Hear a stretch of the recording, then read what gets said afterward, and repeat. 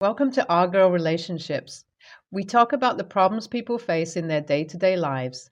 Let's start with the video. All my family had been in the business industry with degrees in business all their lives. Even with that, they never really did their own thing, though, just worked in the industry.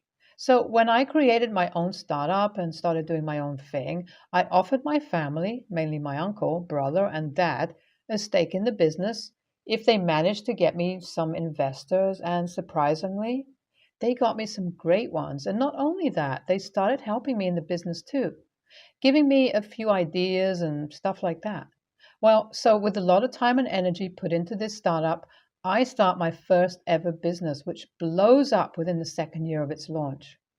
That is when my family became very involved, started spending too much time with me while I was working. And you know what? I thought that was an amazing thing because I love my family and never thought they would do me this way. I just thought they wanted to learn and grow. It took them about a year to learn enough that they quit their jobs and started working in the company. I was happy to receive helping hands that were trustworthy, but little did I know they were soon going to be the one who would break my trust. So, throughout all of this, all seems well, too well, actually. It's like the arguments that used to take place between my brother and I now stopped having the arguments we used to have. Our broken relationship suddenly healed, and I took all of these things as a positive thing, something to be happy about and something that I felt proud about because I thought it was my business that brought it all these positive things into my life. Hell, that is where I was wrong, like 100% wrong. Now that I think about it, it makes me feel like I was worried about and felt assured about all the wrong things. Like how much I trusted my family when they told me to worry about my friends using me, about my girlfriend using me, and my employees using me. It was like they had brainwashed me that anything that wasn't family was something just trying to use me and take advantage of me when at that point I hadn't even become that rich. Yeah, sure, I had a good amount of money, but it wasn't even close to something that everyone around me would use me for, especially considering the fact that they earned almost as much as me. Well, I realized my mistakes as the red flags started looking red for me. It was during the pandemic period that my family had started to show their true colors. It was during the online meetings that they started to try and overthrow my suggestions, the ideas that I had previously implemented in the company, and the ideas I was suggesting to be implemented in the company. Apparently, the ideas that literally brought the company where it was had now become not enough. Around this time, the relationship between my brother and I started deteriorating too. So it was like the workplace I loved so much, the place which brought me comfort, became the place that started giving me anxiety and panic attacks because of the work environment. And I literally could not do anything because these people almost had the same amount of stakes in the business as I did. And that is what they used against me in one of the worst ways possible. So during a meeting, the discussion was about cutting back staff, as it was the lockdown and there were just members of the office who just weren't needed. Well, the decision was made on the vote of majority, and yes, like you all guessed, my name was brought up in the meeting. Apparently, according to my uncle, who I had taught the majority of the things about the business, says how it's my brother who handles most of the things these days, so it would be only fair to have him replace my position. I was left speechless at that suggestion alone, when my dad piped up and said I should either resign or have myself demoted. Ouch. That hurt, and I couldn't get a word out of my mouth as I saw these people who I thought loved me very conveniently voted me out. That day, everything just clicked, and although late, I just knew what happened to me. So I resigned on my own. I know a lot of you might have done otherwise, but for me, I just wasn't or will never be the type to be able to thrive in such a hostile place. I just knew I wanted to be free. So I left and began working on my new project. This project took me a couple of years, a lot of money, and a lot of contacts to get done.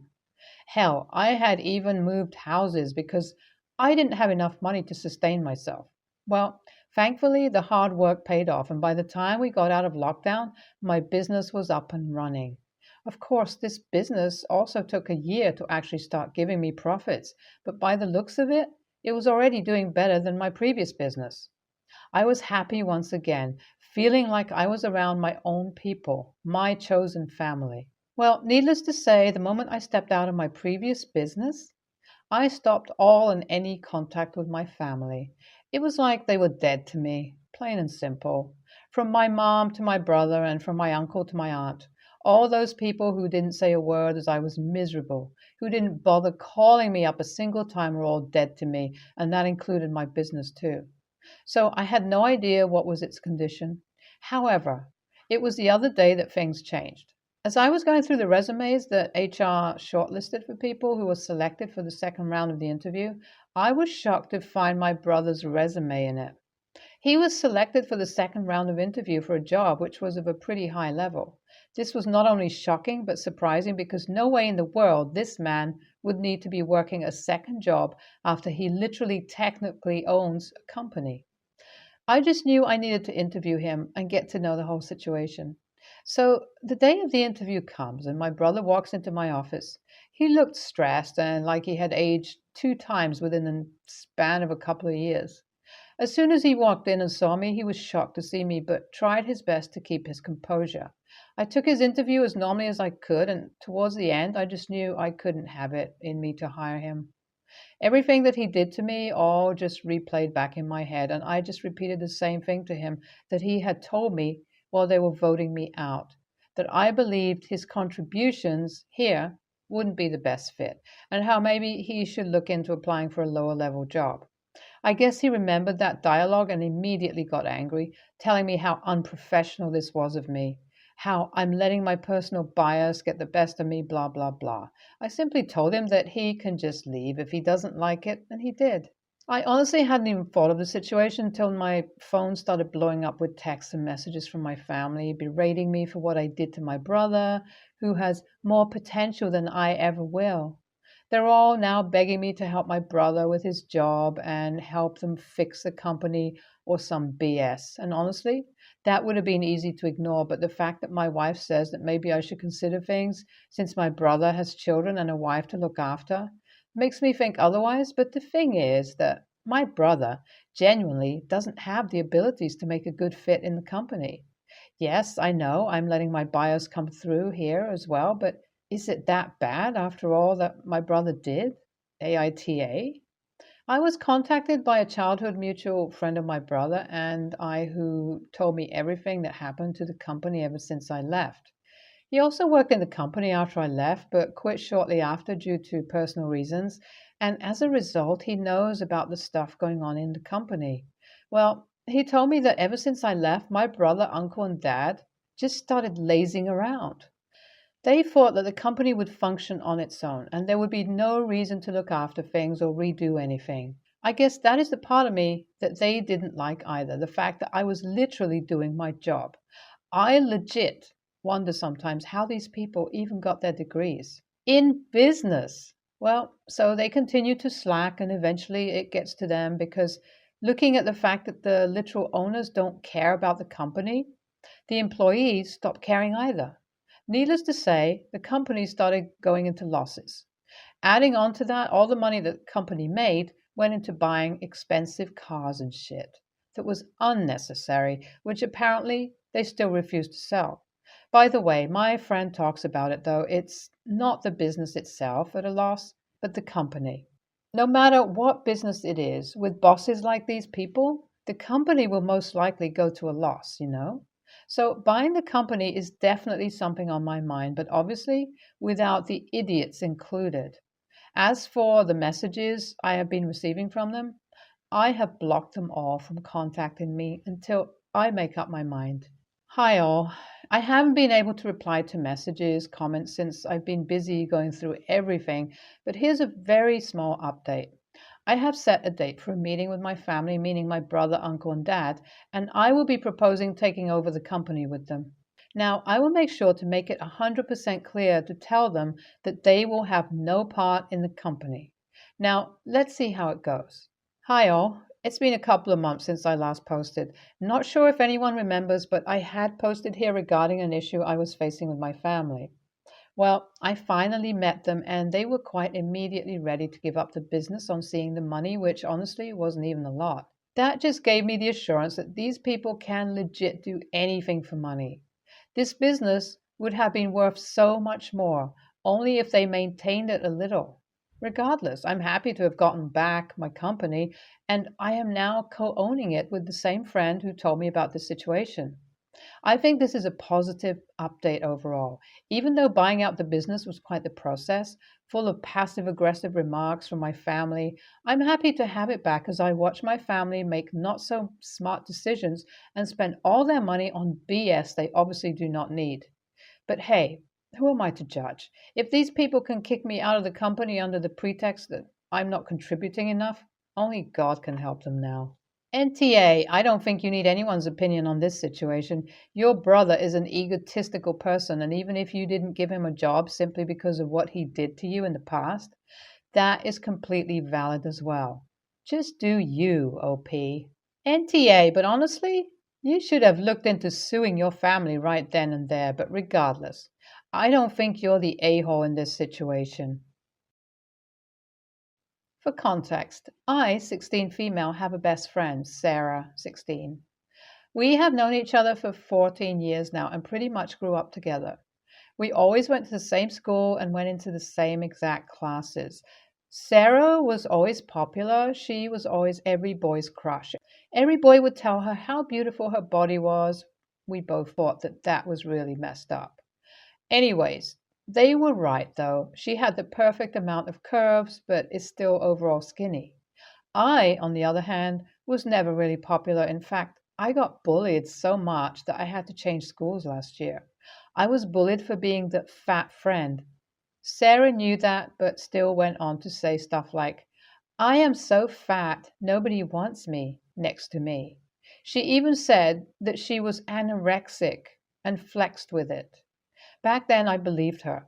I really thought that she had anorexia since she made it to her personality. So after I changed school, I lost about 35 kilograms. For comparison, I used to be 5'8". That's 176 centimeters and 198 pounds, 90 kg. And now I am around 121 slash 55 kg. Sarah, on the other hand, is also 5'8", 176 centimeters and 143 slash 65 kg. I am not proud about the way that I lost the weight, but it is what it is. It took me a few months to lose that much weight. In those few months, I didn't see Sarah.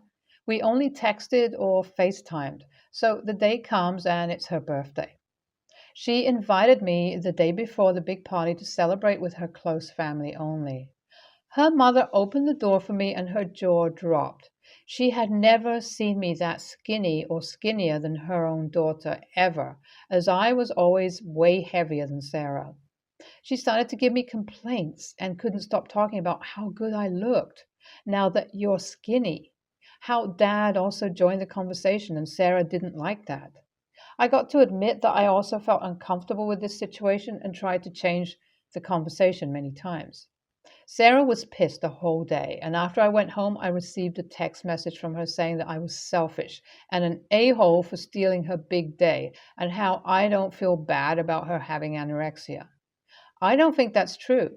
I didn't mention my weight loss and even tried to change the conversation. I think she's just jealous that I am the one that's getting compliments and all the attention now. NTA. But OP, I just want to say that the thinnest I ever was after losing a loved one and not being able to eat. It still blows my mind at all the compliments I received when I was truly at my sickest emotionally. So just keep in mind that people like this might not be good for whatever you have going on. Sarah doesn't sound like a real friend. I'd be blocking her and moving on from that toxicity. And I hope you're working with someone who is helping you to stay healthy. As for this situation, NTA. It's sad Sarah and her family are this focused on the child's weight. Please just focus on yourself. NTA sounds like she relished having a fat friend to make herself look good. Funny how she doesn't mind you not receiving attention, but now the roles are reversed. It's all your fault and not the fault of the people making a big deal out of it. It also sounds like her parents were probably very critical of her weight growing up, which also really sucks. I am estranged from my sister. She and I used to have the same friends circle growing up, and she was good friends with my then best friend. But when I was 16, my then best friend was with a guy who ended up with a crush on me. I had no idea. Suddenly, she turned into a bully and she bullied me horrifically to the point I was moved after only 2 months into a school year because she had leaked personal stuff about me to the whole school, including, but not limited to, the fact that I had an ED, eating disorder, and had been diagnosed with social anxiety disorder, which made me shit my pants on the first day of high school and on our school's PT conference day. Sometimes this happened when my anxiety led to an anxiety attack. This was stuff she knew because she was meant to be my best friend and she blasted it everywhere. My sister stayed friends with this girl despite all that. Not only that, but when I told her it upset me, she told me I was being a controlling brat for thinking I could ask her to dump a friend. That was when I decided I had lost two people. My parents tried to keep my sister away from my former best friend, but she insisted she should be allowed to have whatever friends she wanted. That friendship lasted several more years before they stopped being friends, but by then it was too much. She even brought this girl to stuff she knew I would be at under the guise of being allowed to bring friends.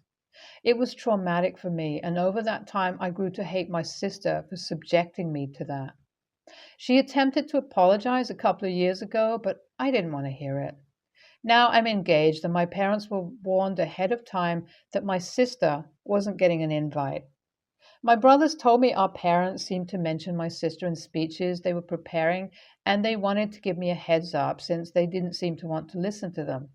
When I brought it up to my parents, they said they couldn't pretend she didn't exist since most people know I have a sister. I told her that most people also know that we no longer talk.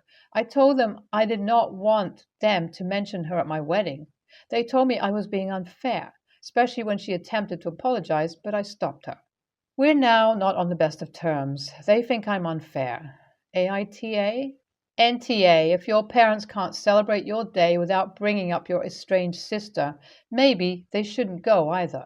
Your wedding is not about her or about them or about whatever fantasies they have of forcing a reconciliation. NTA. Parents don't necessarily have to give a speech. Like, it is typically just the best man and maid of honor who gives a toast.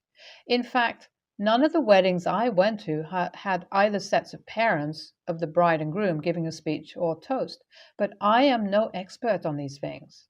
I don't know why a speech toast at your wedding would even have any mention of your sister, anyways. It should be about love, your two's relationship, and congratulations on your newest milestone together, etc., etc. If I was you, to prevent any potential drama, just do not let your parents be allowed to give a speech. NTA, the day is about you and you don't want them bringing you pain or drama. Explain to them that it's not about her on your one special day. And if they can't respect that, they aren't entitled to give a speech as much as it would break your heart and theirs, but it would just be hurting you for themselves.